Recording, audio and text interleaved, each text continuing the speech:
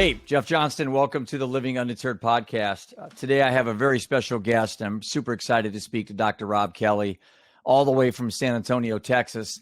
Looking at his profile, at his website, and all the information out there on him, he's got a wealth of knowledge and wisdom I think we can tap today to learn a lot about recovery and addiction and mental health. And I've seen the numbers coming in, and they're not good. Our primary emphasis right now is Generation Z, Dr. Kelly.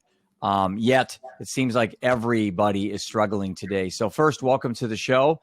And I'll kind of throw you a softball out there and let you decide where you want to start today. Probably a little bit about your background would be great. Awesome, Jeff. Thanks for having me. Hey, guys. Great to be here.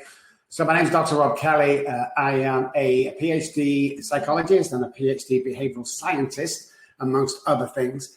My background is as an alcoholic first. I was a chronic alcoholic home in Sale, which is just outside Manchester, United Kingdom.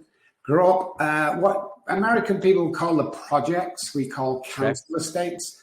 But grew up there, very poor family. Dad worked for the gas company. Mom cleaned other people's houses.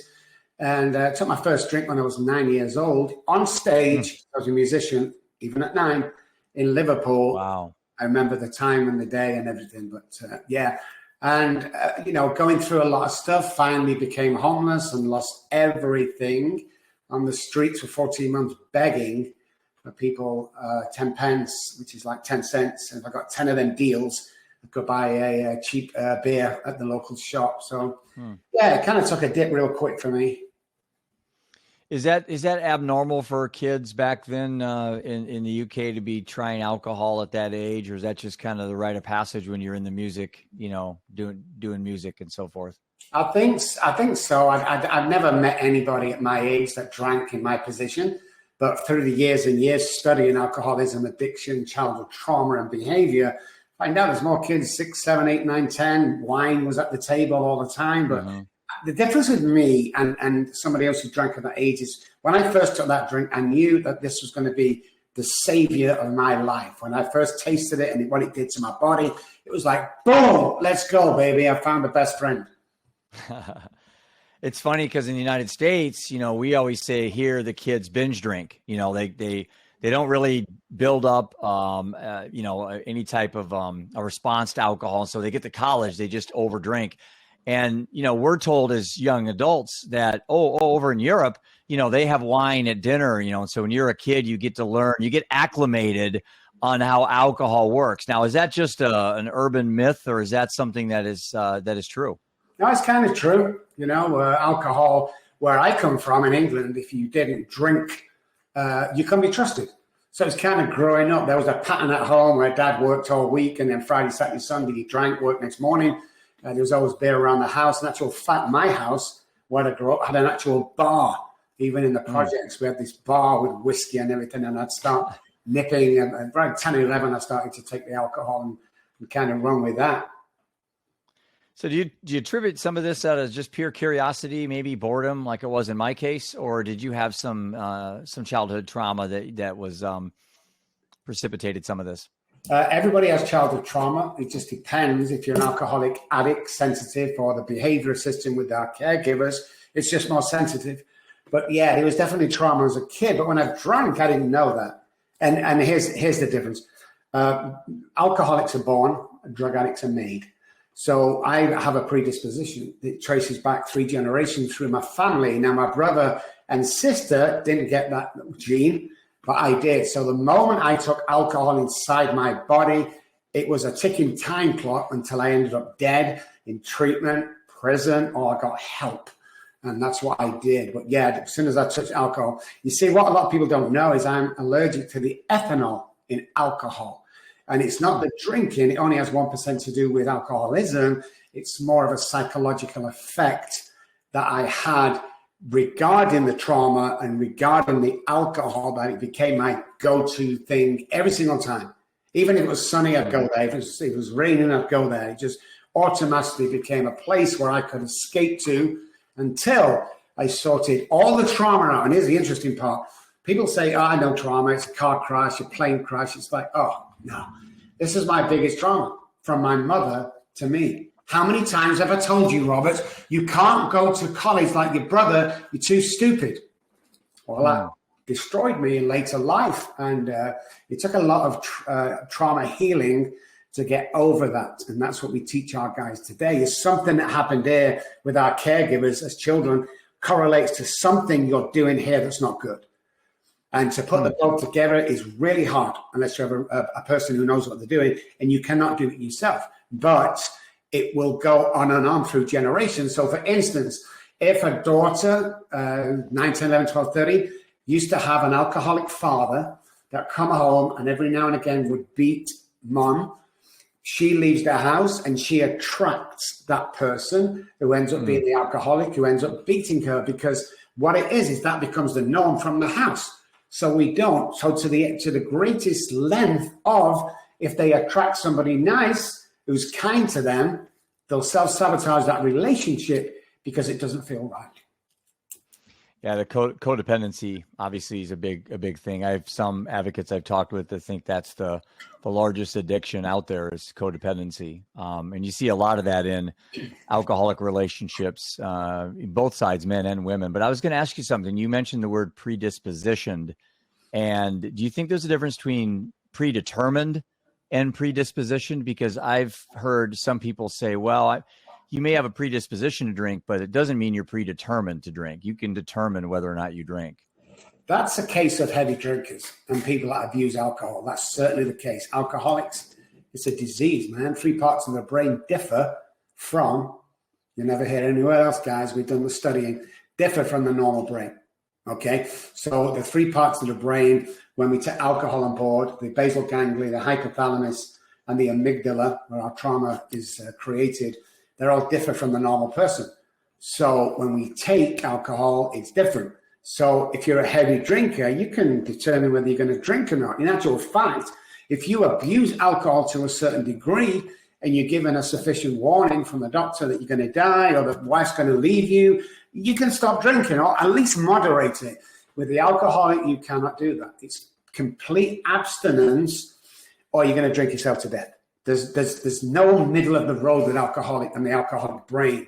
It's kind of you're in or you're out. You're pregnant or you're not pregnant. There's no middle area here because of the disease.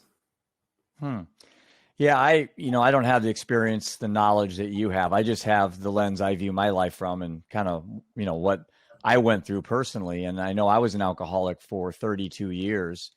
I was considered a functional alcoholic. So, I drank 5, 6, 7 days a week, built up a very successful investment company, had a drunk driving in the 90s. I had to put on a lot of weight, just started feeling really crappy. And then when our son overdosed with fentanyl, I went to alcohol very heavily. And my wife, unfortunately, lost her fight 2 summers ago. We're coming up on the 2-year anniversary here in a couple of weeks at the age of 46, when she did the, I hate to say this, but it is what it is, but she did the epitome of drinking yourself to death, literally after Seth died.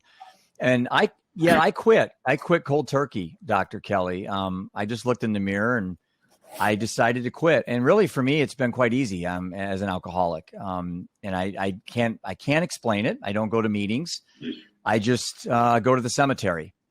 And that's my equivalent of going to a meeting. And the voices in my head do a good job of keeping me in line.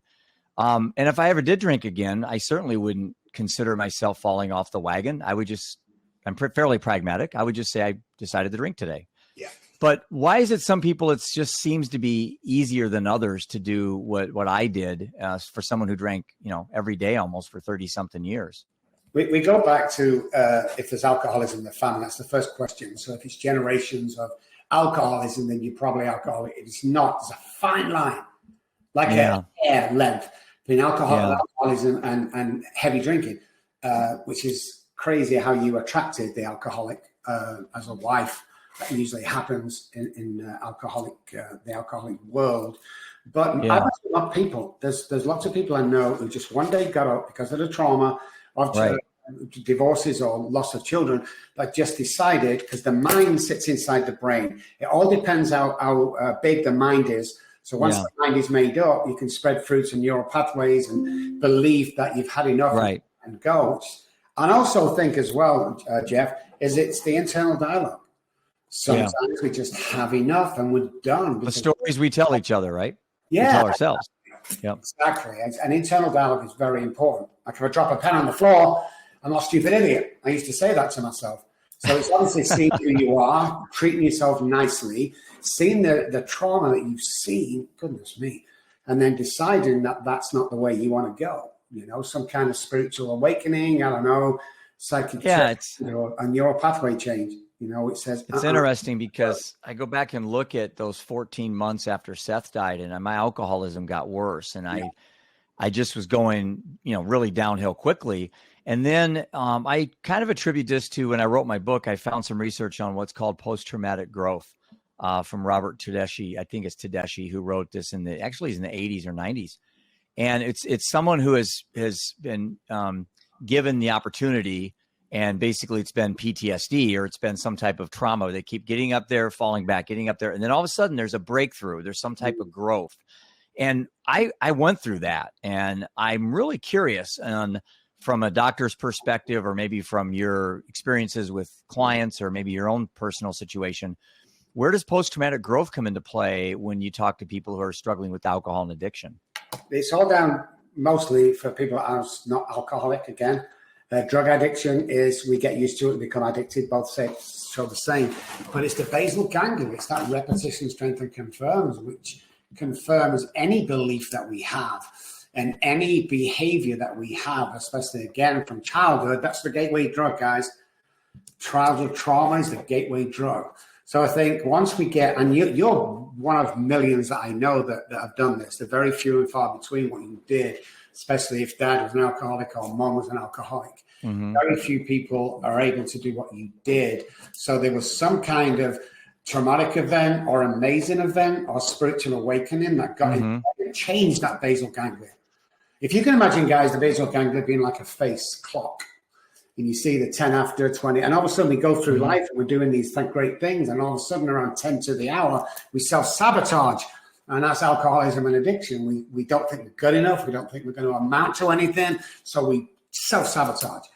If I'm in relationships all the time and going for jobs, we don't think we're worthy, and that comes back again, childhood trauma. So what we do is self-sabotage. What you have done is driven through that self-sabotage with inner belief in some kind of spiritual awakening, and been able to rectify that self-sabotaging part of the basal ganglia. That's what I think. I got to write down. I have attention deficit, so if I don't write things down while you're talking, I'll forget to ask you some really good questions. Attention deficit's a superpower, by the way. So I was going to ask you a question, and I'll come back to my second question, but you mentioned something about family history. Well, one of the problems that I'm finding in this is even in my own personal family is that, you go back a generation or two and, grandpa was an alcoholic. No one talked about it. So how do you find family history when it was kind of hidden back in a generation or two? And I know a lot of people say, well, I don't know if my grandparents are alcoholics because they never talked about it. So it's very possible you could have that generational issue with alcoholism and really no one knows because no one talks about it. What we find by tracing at least 3 generations back is this saying, grandfather liked to drink. Boom. There you go. And then you see, obviously, son or daughter passed down to you guys, passed down to the children, and you can see that generational pass down. But yeah, once you get back to, because let's look at it this way, 10 years ago, alcoholism was still a dirty word, and it was all about inner strength, just shake it off, just be a man, just stand up, just, stop it for the children. And only the research, part of what we've done, found that it is a disease. In 1999, I think the World Health Organization classed it as a mental illness, a disease, and that's what we find. So watch for them words, delve more because we need to find out. Like somebody said to me one day, what age do you start teaching your children? My answer is 8, 9, and 10. To make them aware that there's this disease loitering in the family, and there's a good chance that you might be passed down to you. So just be sensible around alcohol. But back in my day, nobody knew about alcoholism. It was that guy in the corner with the overcoat and the string around his waist. That was an alcoholic, but here we go. Yep. So you bring up a good question, because I have now this situation in my life. When Seth died, our son at 23, his daughter was born 3 weeks later, and her name is Brighton. She's the name of my app I'm launching this summer, actually in a month. It's a Gen Z mental health app that I've put all my time and money into. And she's 6 now. And, we talk about dad. I always ask her when she comes over, where's your daddy? She goes, in my heart. And I go, he's in my heart. So I'll kick it back to you. Since you kind of opened that door, I'm struggling with what age at 6. Now, her mom is a meth addict. And she was in basically the streets of Las Vegas, homeless. I think she's back here now locally. I haven't had any contact with her, but so now I have a granddaughter whose dad died from heroin overdose, but he was an alcoholic and he was into drugs heavily, incarcerated, etc. Mom now we're not really sure where mom is, but she has an issue as well. My side of the family with my wife, there are some concerns with substance abuse and so forth. I can't find much in my side of the family. Here's my question to you. What is that good age to bring these things up to kids? I mean, I just really struggle with, is it 8? I mean, she's 7 in October. That's like next year. Yeah. I mean, and I know if you wait too late, then it's harder to unwind than it is to breach the conversation too soon. Yeah. I think. If I was to put an age on it, like this year, I put 9 years old. Okay. Start to introduce, not anything heavy, obviously. It's just like, how would you introduce? Let's say I'm that 9-year-old. How would you open that door? When Daddy drinks this, he used to get ill.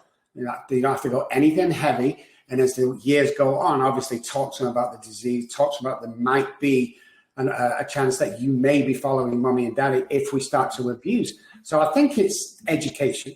It's education in very small bits as 9 years old, and then obviously increase. You look at teenagers now, they're having sex when they're 12 or 13, they're drinking when they're 10 or 11. So the earlier 9 years old is a perfect time to start introducing the warnings of alcohol and drugs. Otherwise, before you know it, she's 16, because mom and dad suffered, she's out there somewhere lost, and we never want to see that.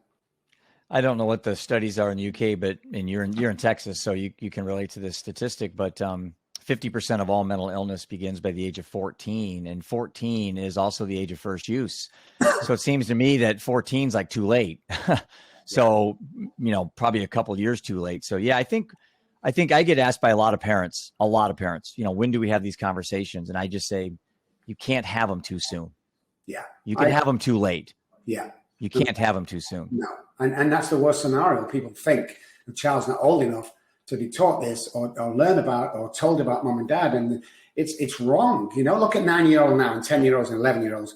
Then look at them 20 years ago. There's a huge difference in maturity. Yeah. So I think and the cell phones have made them grow up much quicker as well. Yes, exactly. Their access to information, they can see things very quickly that you and I, I won't say anything, but our access to information wasn't as easy as the internet back in the day. I only came into this mental health space because of the death of Seth. And I really previously had no interest in this. I knew I was an alcoholic, but I didn't think I had a problem, like most, the illusion between dependency and autonomy, or independence, I guess. And so I look back now in the 5 or 6 years, and I've been thrown into advocacy, and I am very curious in alternative methods. I mean, I know the 12 steps has been around forever. It seems to be the anchor of most recovery community centers that I work with here in Iowa. What's your thoughts on things like psychedelic research? How accepted is that in the recovery space area? Only reason I ask this is I've had 3 or 4 individuals on my podcast that actually run psychedelic retreats. I've watched the documentaries. My dad's a doctor. I've had these conversations. And man, it seems to me there's more upside in this potential to use psychedelics to help those with addiction, substance abuse, specifically alcohol, I heard. What's your thoughts on that? The longevity of them treatments is very short. We have a 97% success rate here over 30 years. They drop down to a 22%, and then they don't follow up. So I think personally, you can't treat drug addiction with a drug. End of story. But we're too early into it. I mean, I'm open to any. You want to go 12 steps? Brilliant. That's what I did to get clean and sober. I don't go to AA anymore, but that's what I got. I took away. If this trip or this, whatever, guys, you know, whatever it takes to get you clean and sober, I'm all for. But I just want to be careful around the Suboxone of this world, which is harder to come off than heroin. So the pharmaceutical companies win again when you have to get repeat after repeat after repeat. And what we found in our practices around the world, we have 5 around the world, is 92% of heroin addicts that end up in our practice started in the doctor's office. 92%. So we have to be real careful what they're giving us.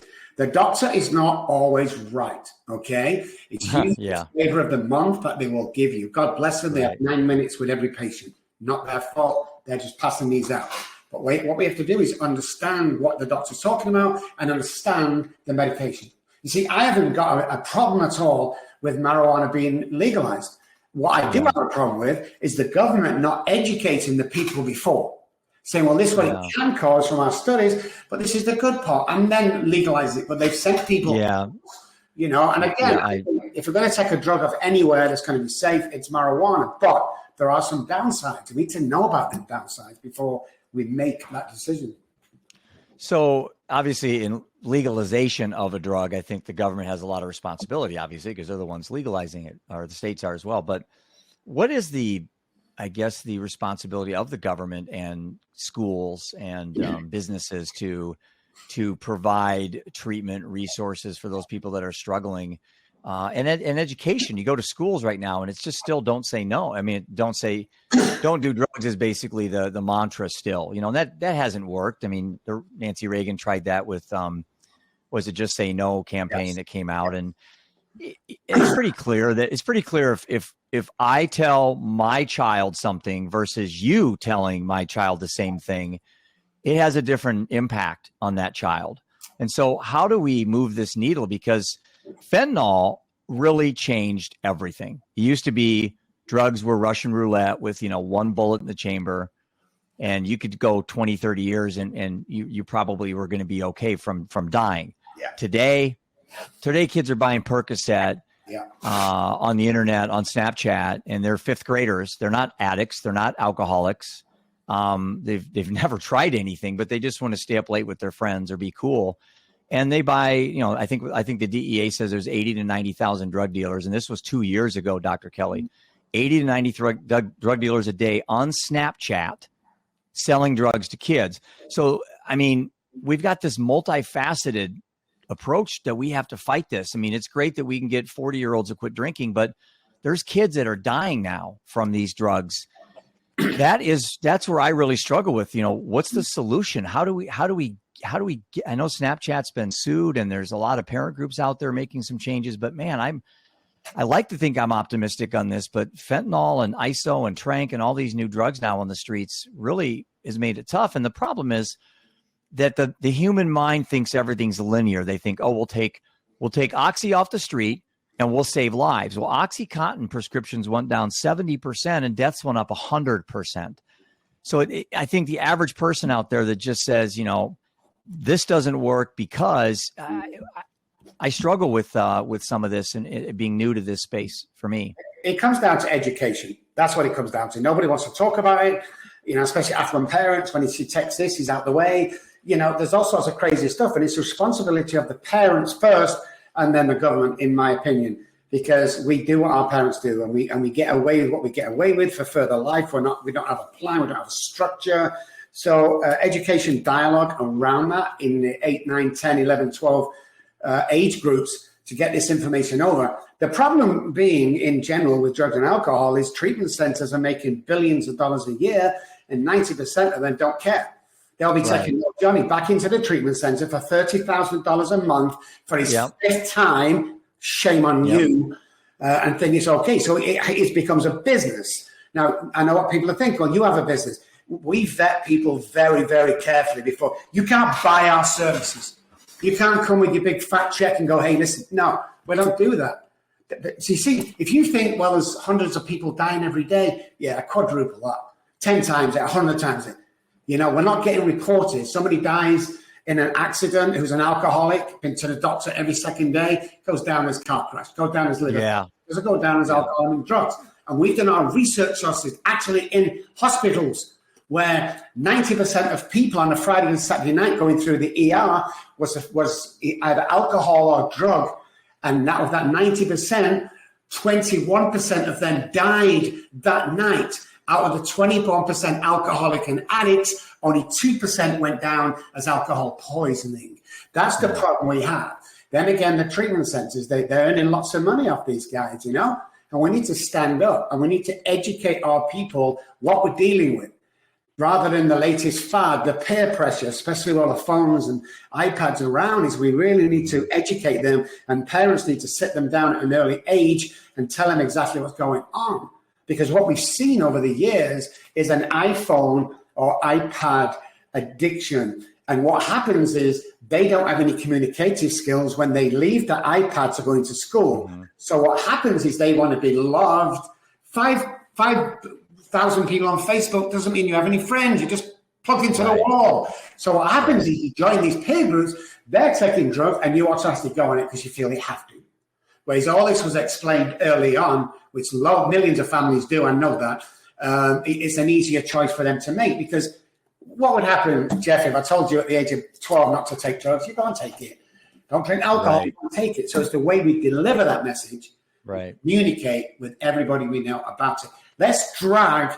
I mean, I've worked with some of the biggest stars in movies, films, blah, blah, blah, blah, blah. Not one of them.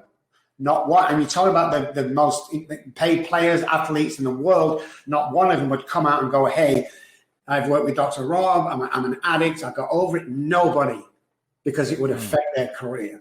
So we're still locked in the cupboard over here, as it's a choice we have. It's your decision. You know, how can you look after your child? Just because your wife, please stop. There was a bigger percentage than you think of people that can't, either circumstances or hereditary. You know, when I got interested in this whole thing, I was what I would consider an angry fentanyl dad, because that's what fentanyl, you know, that my son didn't die from heroin. He got murdered by fentanyl. He's poisoned. He didn't overdose. And so I came into it from that lens. I'm an angry fentanyl dad. That's what I did. As I dug deeper, I started to really see the mental health umbrella. I see this being a mental health issue, not necessarily a fentanyl issue. For this is just for me now. And there's probably people listening to this thinks I'm, you know, whatever. But nonetheless, you know, I can only be an advocate in so many certain areas. I can't try to save everybody. So I became what I consider a mental health advocate. So yeah, I'm certainly really fully engrossed in helping people quit drinking alcohol, helping them get off pharmaceutical drugs and onto more holistic things. But it seems to me that this is a big game of whack-a-mole, in that we have, like, you know, I get someone to quit drinking and they're 200 pounds overweight and their diet's horrendous and they're popping pills instead. And so we get them to lose weight and then they go back to, you know, being on their phone 7 hours a day or watching Fox News 4 hours a day. And it just seems like, to me, that's the struggle, is that we're not, as a society, looking at this as a mental health issue. The numbers I just saw today, someone post on LinkedIn, that pre-COVID, it was like 16.9% of Americans had a mental health issue. And now post-COVID, it's 40%. I mean, that's just in a couple of years. It's doubled.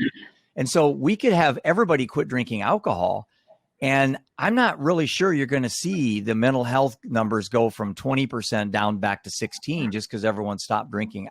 Obviously, not drinking alcohol will help, but it's got to be more than that, you know. And that's where I'm trying to figure out how I could take from each person I meet and come up with this way to improve mental wellness in this country. And again, our mission with our app is on Gen Z first, because they're the largest generation in the history of humanity. They're a third of the world's population. Yeah. It's jaw dropping. If we don't get that ship righted, I don't care what we leave our children. Yeah, that's a great question, Jeff. And I love your mentality around that. There's different kinds of mental illness, of course. But a few years ago, we won't touch it. And then going back 20 years, it closed all the mental hospitals down, and now it's the police job, and now it's to overcrowd at the hospitals. But when COVID hit, because if you swap addiction, no matter what the swap is, you still have childhood trauma that's unresolved. Mm-hmm. Period. I don't care who argues that, you're wrong. We have the test and trials and everything about that. So if you're not clearing it up, which most people will not because they don't understand it, they're going to carry them traits into further life. So if we don't heal the person that cut us, we're going to bleed all over the people we come in contact with, because you are paying for somebody who abused you, used you, abandoned you. So that needs to be fixed 100%. And then you come into the COVID. What's the worst thing you can do to a human being? Isolation. Isolate them. Yep. Most people on death row are insane or partly insane by the time they reach the chair because of the isolation. We're communicating with animals. We need to be with each other. If you have 5,000 friends, like I said, you don't have friends. You're plugged into the wall. So what we have to look at is all sorts of the mental illness. But after COVID hit, our testings in Texas was when a liquor store is an essential business, we know we've got something going wrong in life. So we look at alcoholism going up by, 22%, divorces by 31%, alcohol use by 49% during that period. We've not seen the aftermath from that. We've not seen what that has caused yet. It'll take about 5 to 10 years before we're realizing what damage that did. We're asking us to stop our identity. We can't mix with anybody. We can't communicate, have anybody in our houses. There's a huge mental illness and damage being done there that needs to be repaired. But nobody wants to sit down in this instant gratification world and address what's really causing it. Because what's happening here, you'll never put the correlation together with why you're doing it here. It takes a specialist to connect them. You go, oh my God, this is why I don't get that job, this is why I date that girl, and it's all relevant. Yeah. Nobody. It's like we said, it's the stories we tell ourselves. You said a little bit of Dr. Gabor Mate, and you also, he claims, or he likes to think that every addiction stems from childhood trauma. And I don't think there's much argument with that.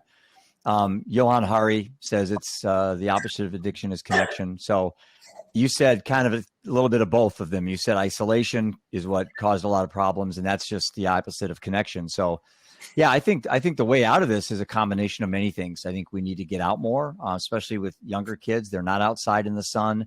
They're not seeing nature. I had a very well-known keynote speaker friend of mine who does a lot of advocacy work. She said, kids don't have attention deficit. They have nature deficit. And I love that.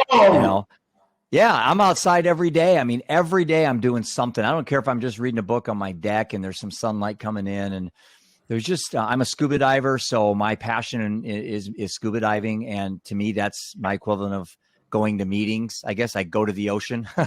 Yeah. And a good friend of mine, Ryan Hampton, with Mobilize Recovery said, everyone's pathway is different, and I think you would agree with that. It's fine.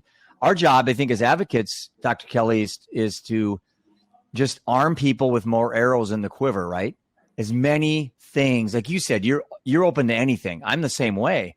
And you've been in this longer than me, and you have more clinical experience than I do. Yet I'm sure there's a few things I could bring to the table, and the next person you talk with, and the next person you talk with. So that person that has that beast sitting on their front porch, and it's tempting them, they can take those arrows out and, start literally firing those arrows and kill that beast for that day, because it never really goes away, Yeah. You have to have those coping skills daily. Yeah, definitely. More outside. I love that, I really do. When you look at the pH balance and you look at the water they're selling, it's the biggest marketing con in the world. Look at what they're referring to when they say P and the hydration. Look at the P. I'm not going to tell you guys, but it doesn't pertain to the real pH in our body. One of the ways to get that is barefoot, in the ground, in soil, in sand, on fields, to make that connection with the earth.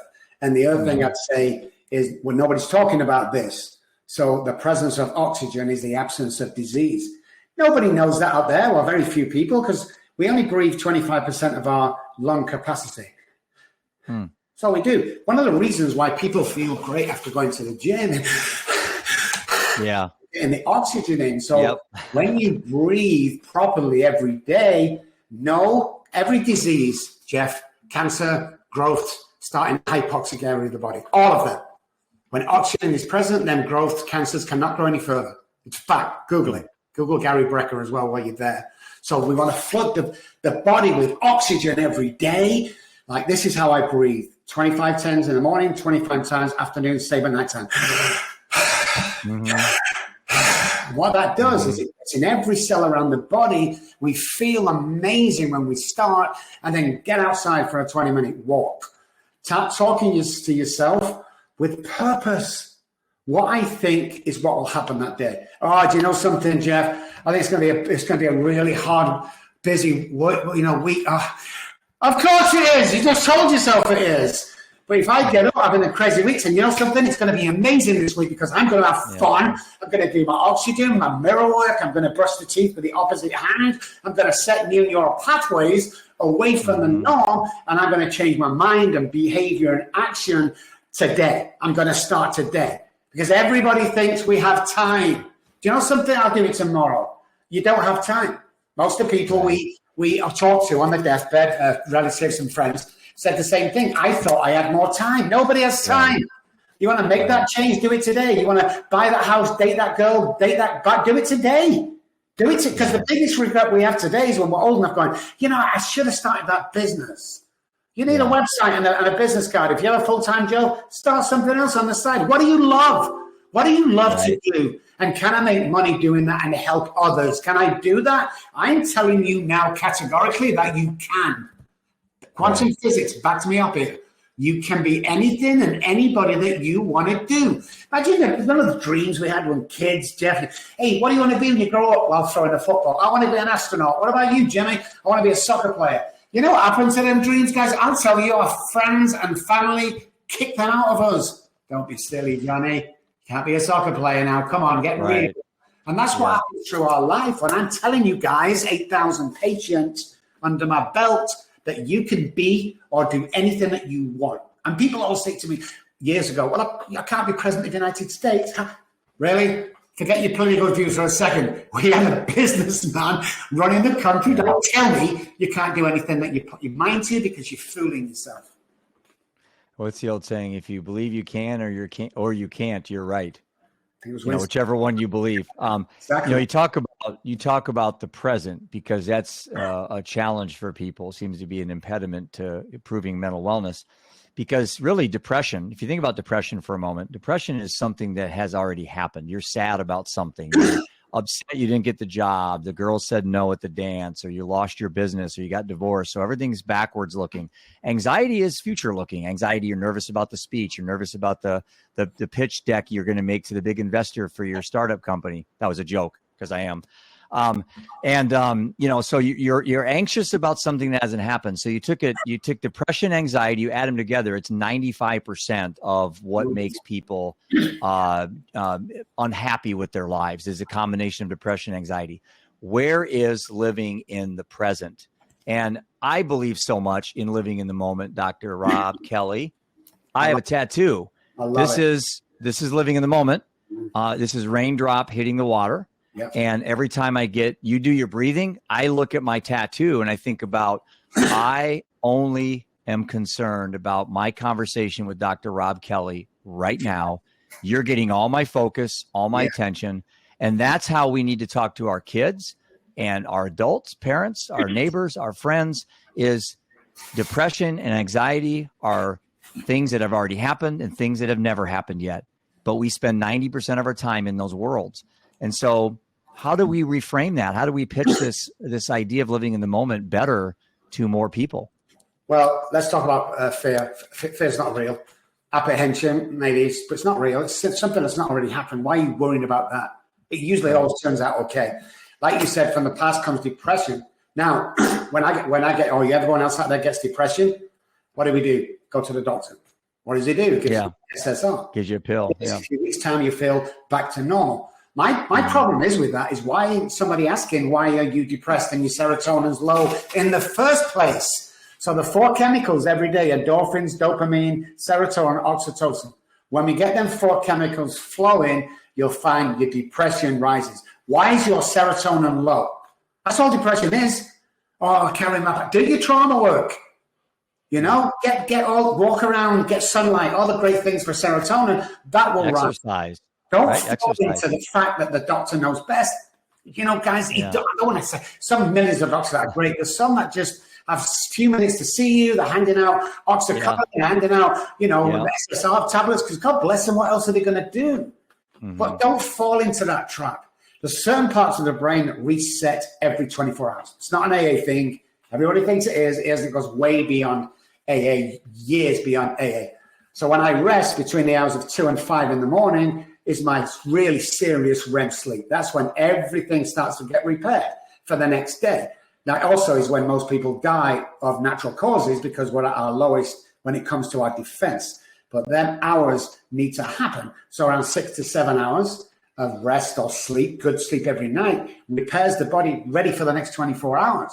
And those guys that come and go, I can survive on 4 hours sleep.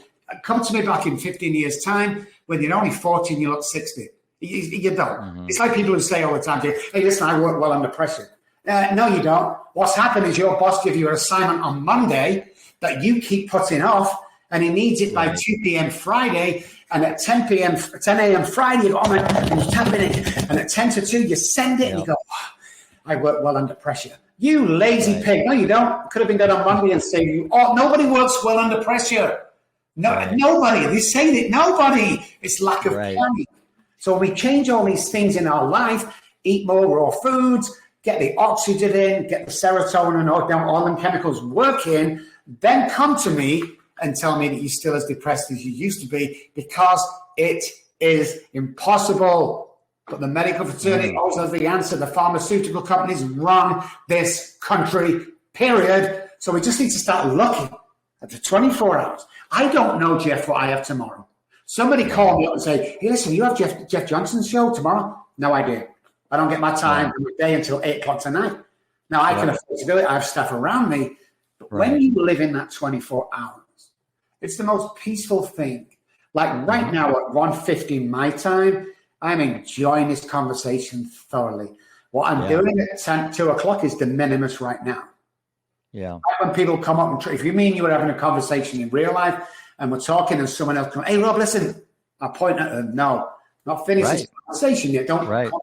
But people do that. Their attention deficit is crazy. Yeah. Of course, then they invented ADHD, which is a different altogether. I actually, in my bubble, I don't allow people to use the last D disorder, because here's my thought is, even if it is, you can trick your brain to believe it's not. In my case, it's never been a disorder. My dad didn't put me on Ritalin. He was a doctor.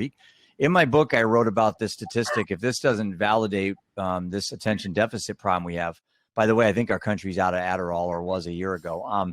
There was I think it was 600,000 prescription stimulants in 1990 given to kids, 600,000. By 2011, so 21 years, it was 3.7 million. So I asked this question, is this a kid problem or is this an adult problem, overdiagnosis kids? How do you go from 600,000 to 3.7 million in 2 decades? You telling me kids are that much different in 2 decades? They're not. And that's a problem that lies on our shoulders as the adults. Now, I was a kid back then, so I have to blame the older generation above me. But the reality is that seems to be, like you said, fast pace, drive-through mentality. It took you so many years to get into your problem, but we want to get out of it in one pill or one TED Talk or, one whatever, and it doesn't work that way. And I think sometimes, Dr. Kelly, and what do you think about this, is that people just don't want to put they don't want to put the work in. They just don't. I mean, you said eat healthier foods. No one makes you eat what you eat. I don't care what, and I'm not a doctor. Maybe there's things that you have to eat because you'll die if you don't. But I mean, reality is you go to the store and you have between granola in the morning, oatmeal, or Captain Crunch, and you have almond milk or whole milk. That may seem like not a big choice, but if you replicate that 100 times during the day, you could live another 2 more decades. Yeah, exactly. And that, it's funny. I love this podcast right now is because you've gone, what you're talking about. Other guys like, do we blame the parents or the children or the medical fraternity? All parents want is the kids to be docile or away. Most mom and dad that works. So we're happy to give the kids this. You know what? Attention deficit. When I was a kid, I slap her around the head. Get your stuff together. Concentrate. Most people that have that can't concentrate on one thing, they're the smart kids, maybe. What if they're the smart kids that are getting bored at school because the education is too slow for them? So they come out doing creative kids. And then we want to stick them on Adderall at the age of 8, 9, and 10 and think everything's okay. No, it's not okay. And Adderall is amphetamine salts. It's speed. That's all it is. How the hell can you crash the central nervous system and flood the brain and expect to go on and live a healthy life? You cannot do that. Well, let me tell you something you don't know about my story unless you read my book. My son, Seth, his addiction journey started with Adderall in 6th grade. And in 5th grade, he was, or maybe Adderall was in 7th or 8th grade, but anyway, he was given Strattera by the very first doctor we took him to when he was in 5th grade. And if there's something I have to take to my grave as a life lesson, it's going to be that I didn't intervene. I should have got a second opinion. And then Strattera went to Adderall. And then he started taking double the dose because I made another problem as a dad. I gave him the bottle and let him self-diagnose or not. I let him what's the word? Regulate, which again, that's on me as dad. I should have given him 1 Adderall each day. I didn't know you could abuse Adderall. Shit, I had no freaking idea you could do that stuff. And then I found out he was doing Benadryl and cough syrup and all these things that just never crossed my mind as a naive alcoholic parent. And, it went to marijuana, it went to alcohol, and then drunk driving, breaking and entering, cocaine, prison, heroin, fentanyl, death. And that all happened in 6 years, but it started with Adderall. It's crazy. And again, you say with changing the dial, and you say, I should have seen it, I should have known, you didn't have any idea what it was about. Nobody came up and says, hey, listen, when we put your child on this, there's going to be an addictive side to it, and he's probably going to kill him at the end. Nobody says that. So we trust the doctors. They must know. No idea. The doctor, it's like, my goodness. I I don't think he was naive at all. I just think that, that's what we did. We at one time, doctors were God. When they said something, they were usually right. And then you bring it into the 21st century and everything has to have a pill with it.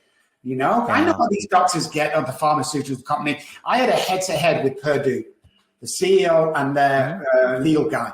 And it was in Dallas, Texas. And we had a live morning show.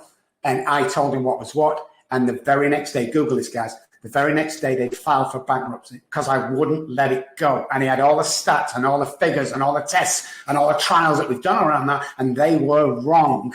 And somebody has to stand up and go, you know something? We need to educate parents, to educate children that this is not the way to go. It really is.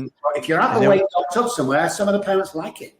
And what's our government do? They give them immunity for a $6 billion fine. I mean, come on, really? That's how we're going to... That's not going to stop anybody from doing this again. Never.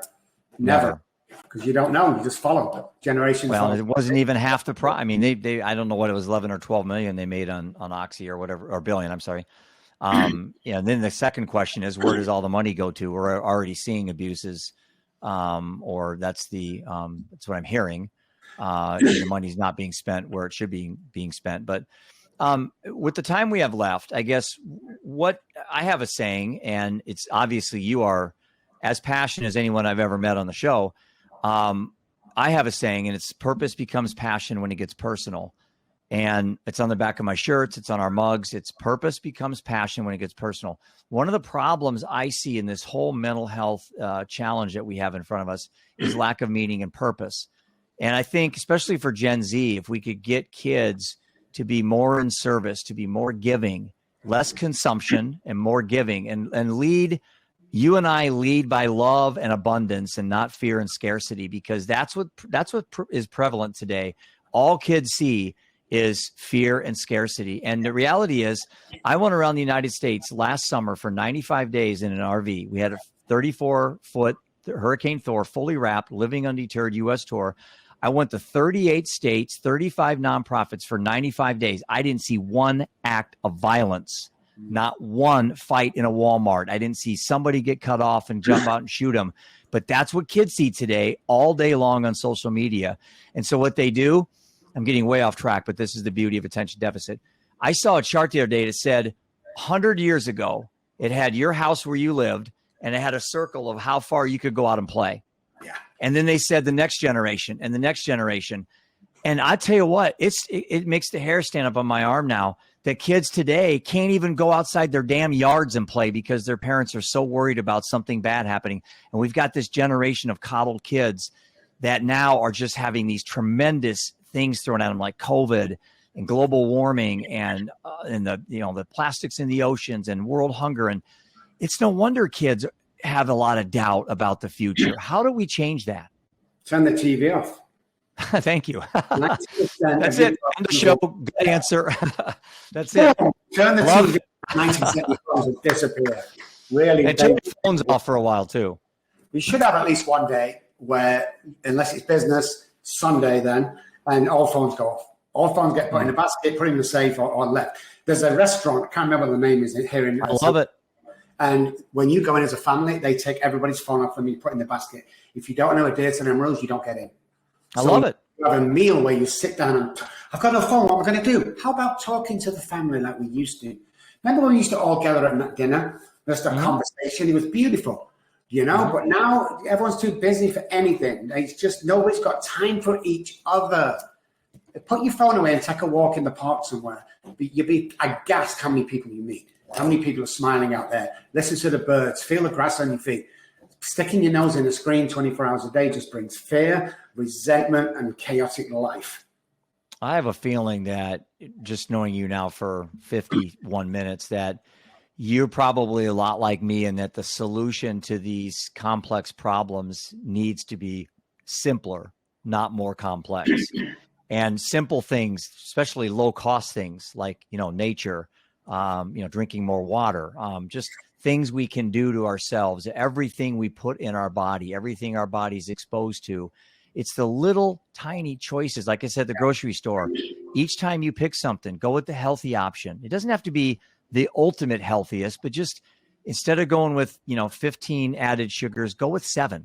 You don't have to go to 0. Yeah. And if we all did this every day, and then each day pass out one compliment, tell somebody that you love them, tell someone that they're doing a good job. You've already injected a lot of adrenaline into me today just by your passion, that I'll get off this podcast. My next conversation I have, I'll be a little bit more wired than I was just by talking with you. So it is infectious. You can go viral in a good way. And I think that's something that we really, really miss, because we just want to take a pill. Like I said, we want to watch a tape. We want to buy a book. We don't want to go to the gym, put the time in.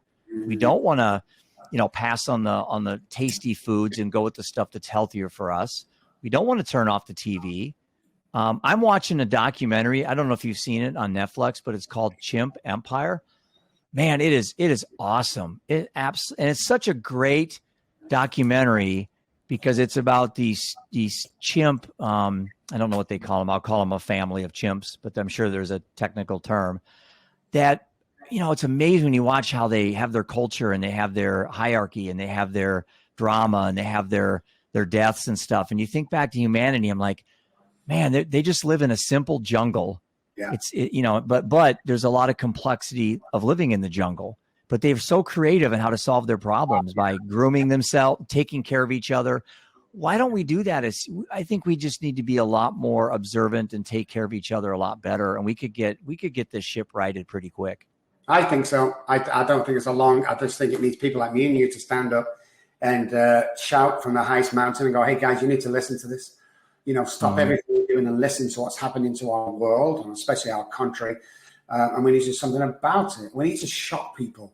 That's what we need to do, because nobody wants to know about a next door neighbor dying of a fentanyl overdose. Right. It's too close to home. Too close to home? I bet you must have thought, it's too close to home. Your kid could be the next one that's going to die and ruin their life because of the stuff they're doing today. And it's too close to home. You need to get a grip with yourself, parents, because my parents, Years gone past, parents, you dropped the ball, guys. I'm sorry, but you dropped the ball. Coming back from World War II, everything you dropped the ball, guys, on raising families. And what's turned out? The generation continues to go. Like nobody's doing anything about it. Everyone can do anything they want now. There's no discipline anymore, and there's no consequences anymore.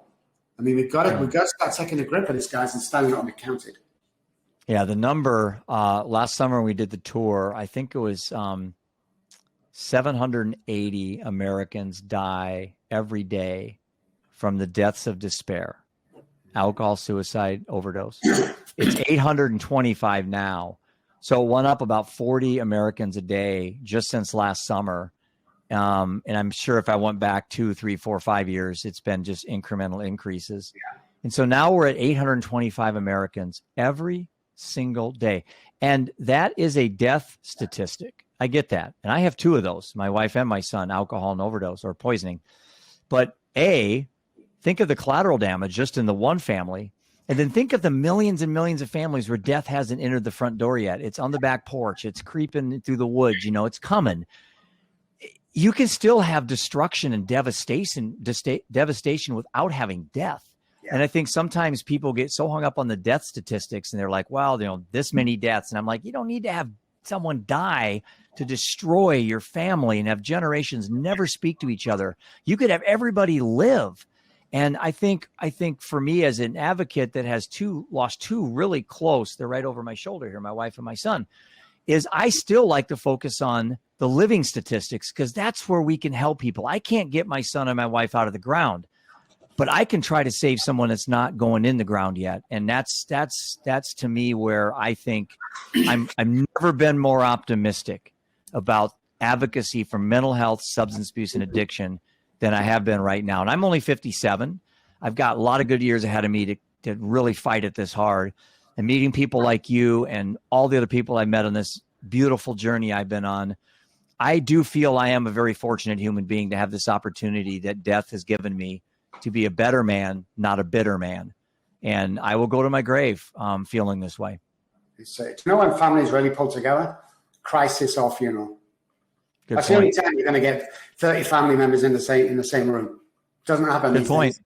Remember, I remember we leave the door open, all your neighbors looked out for you, you brought dishes over. It doesn't happen anymore. Everyone's isolated in their own little world, and we're going down and down and down. And the 800 and something you mentioned, I'll tell you the real figures, it's more like 3,000. They're the only figures being reported, but nobody wants to talk about it because everybody needs a pill or a quick fix or a treatment center to get them well. It's not true. Yeah. Well, listen, this is a very fast hour. Really, really appreciate your time. It's been an honor to meet you. And I certainly would hope we have a chance to collaborate at some point. I am going back on the road later this summer. We may come through Texas. I'll have to see. I was in Austin last year and had a great stop with a friend of mine that runs Simple Promise Farms in Austin. It's a recovery house. It houses 8 to 10 men, and they grow food, and then they take them to farmers markets in Austin during the summer, and that's where they make their money. But these men, a lot of them have been coming out of prison. A lot of them have some serious felonies, but this guy bought this farmhouse, and he's made this beautiful place for men to go to get better, to come back to society and contribute. Yeah, it is. More people. And while we're on the subject, I want to thank you, Jeff. Thank you for what you do, first of all. Thank you for being brave enough to walk through this. Sometimes this can be a lonely journey. We both know that. So absolutely in awe of what you do. Absolutely in awe as a person. And just big thanks, man. You're the real deal. And I just love you to bits, man. Well, I'll just add you to the notch of all the great people I'm meeting on this journey. And like I said, how do people then, I know people watching this are really going to want to find out more about you. How do people reach you? Do you have books? Do you have, things that people could learn more about, maybe more intimate stories about you? Do you do speaking engagements? I mean, what are ways people can reach you on maybe the main platforms? And then we'll close the show and let you say a few final words. Excellent. Well, Daddy, please stop drinking was the last thing my daughter said to me when she was 3. So the book's out there. We don't take anything off the book, guys. $9. If you don't like it, text me. I'll refund your money. It's just getting people, families. It's a sad story going amazing. Kid from homelessness, was where I was, to being a success. For those guys that are listening, not watching, I spell my name with 2 B's, ROBBKELOY.com is the website. And if you don't want to go there for any reason, Dr. Robb Kelly on any internet platform, and you will find me. Like us, text us. And listen, guys, I just want to leave you with this. I know it's a bit strange, but if you're at home suffering from all the things that we've just talked about, you think you'll never be good enough, you think you might have a problem, you've got nobody to turn to, 214-600-0210 is my personal cell phone number. Send me a text. I might not call back straight away, but I will call you back because personally, I would rather I'll change your life in 10 minutes. I'll give you a pep talk that'll change your life. Otherwise, I will send you $100 because I would rather help you for 10 minutes, no money involved, than hear of your death in the next couple of weeks. Well, I've never had anyone give out their personal cell phone on the show, so I know how passionate you are into saving lives and helping people. So it's been an absolute honor to have you on the show. I'm certainly going to invite you back on down the road to get a summary, and I'll reach out to you privately, and maybe we can do some collaborating as well. So thanks again. Very much enjoyed talking with you. Thanks.